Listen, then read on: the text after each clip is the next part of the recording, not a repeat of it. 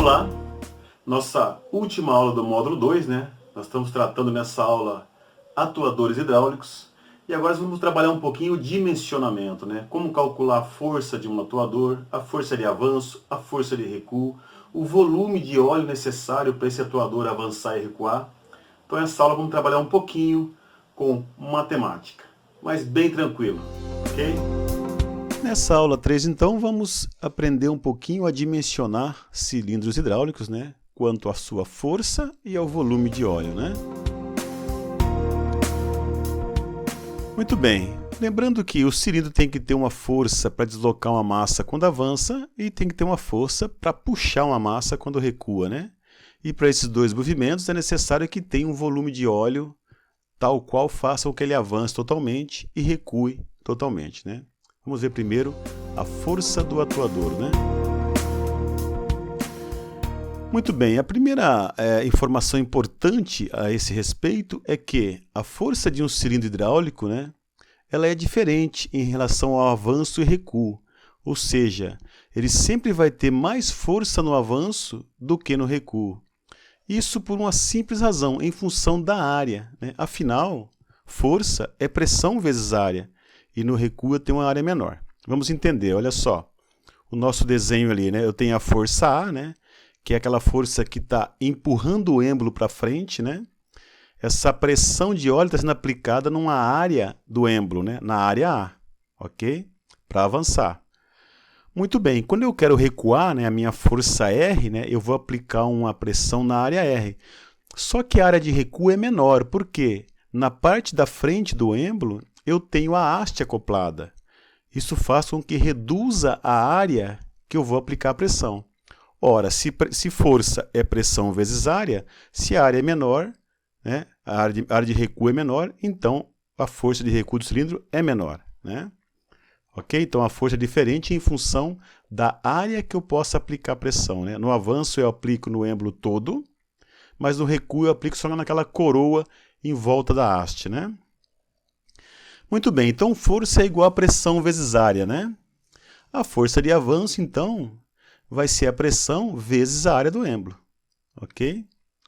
E a força de recuo vai ser a pressão vezes a área do êmbolo menos a área da haste, que é aquela coroa, né?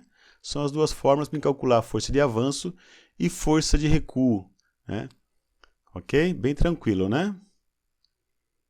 Nós trabalhamos a unidade da força em kgf ou Newton, a pressão pode ser em bar, né? A área pode ser em centímetros, alguns usam milímetro. A unidade, eu acho que é uma particularidade do processo, né?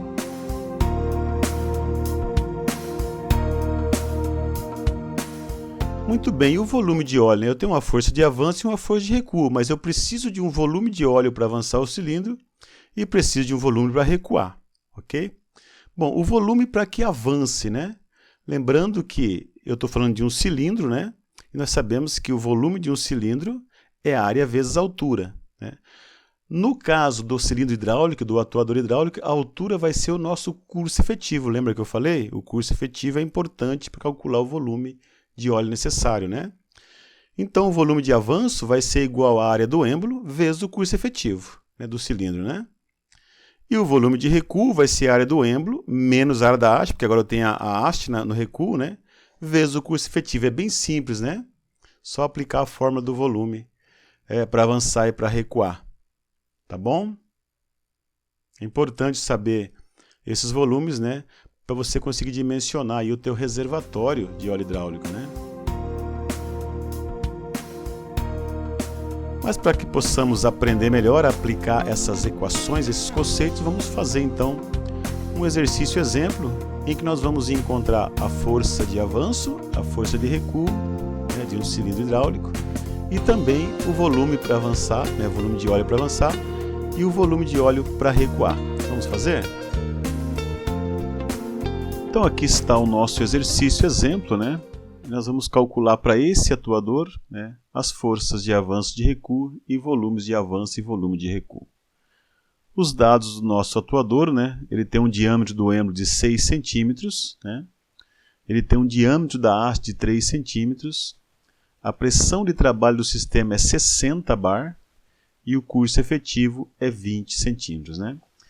Deixei aqui pronto, vamos iniciar calculando as forças de avanço e de recuo. Deixei aqui pronto a fórmula para calcular a força de avanço, né? Então é pressão vezes a área do êmbolo. Então, a pressão de trabalho nós sabemos que é 60, né? Ok? 60 eu multiplicando por a área do êmbolo. O que é a área do êmbolo? O êmbolo é uma geometria circular, portanto a área é π, né? Então aqui vai ser π, que é o 3,14, né?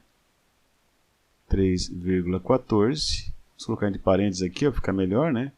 3,14, que multiplica, né? Que multiplica o raio do êmbolo, porque a área do êmbolo é π vezes raio ao quadrado. O raio do êmbolo. O êmbolo tem 6 centímetros, então o raio é 3. 3 elevado ao quadrado. Né? É isso aí, ok? Resolvendo isso, né, eu vou ter aqui então 60, né, que multiplica, vamos fazer aqui no Excel que é mais rápido, né, 3,14 vezes 3 elevado ao quadrado, eu tenho a força de avanço. Daí, 1695,6 kgf, né? Posso transformar em newton se eu quiser, vamos deixar sem a unidade, você pode trabalhar na unidade que você achar melhor. Então deu 1695,6 kgf.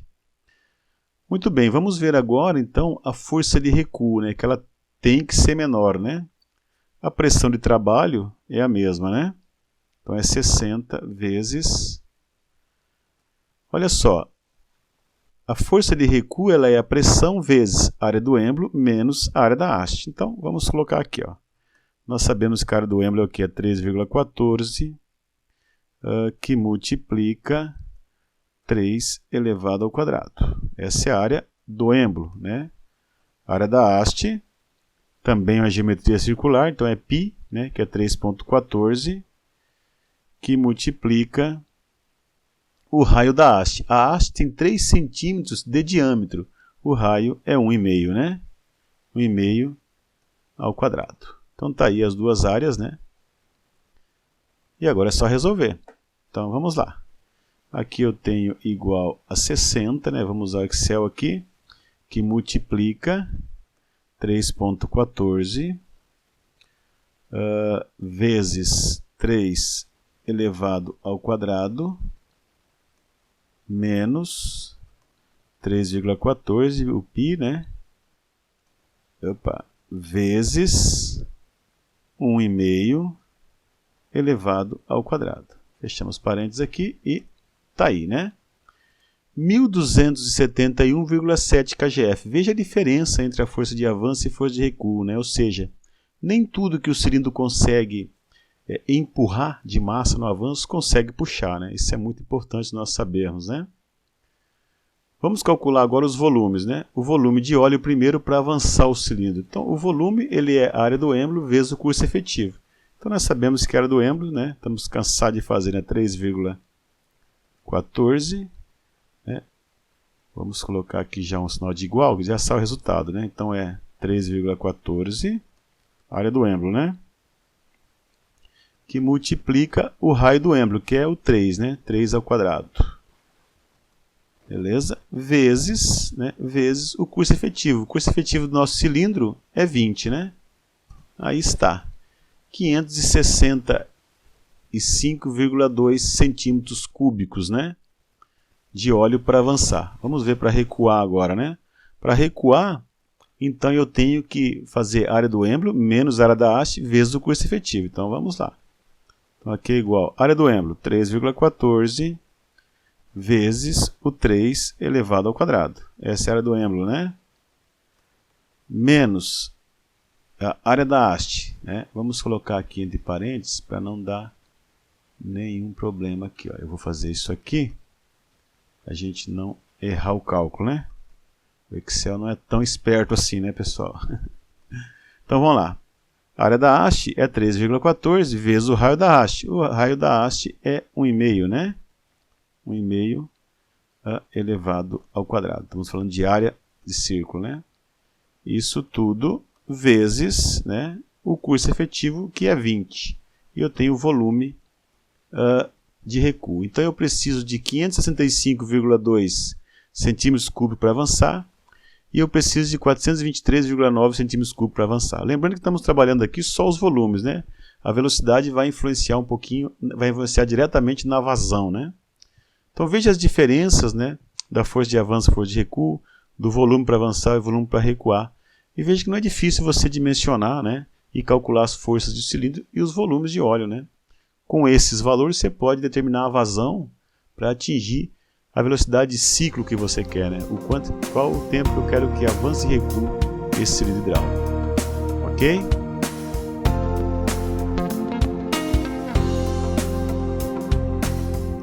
Ok, então nessa terceira aula do módulo 2 nós trabalhamos, né, o dimensionamento de cilindros hidráulicos, né?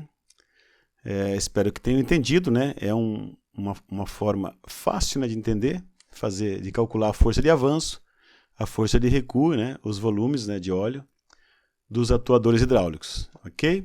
Com a terceira aula finalizamos o módulo 2, então, né? Até o próximo módulo.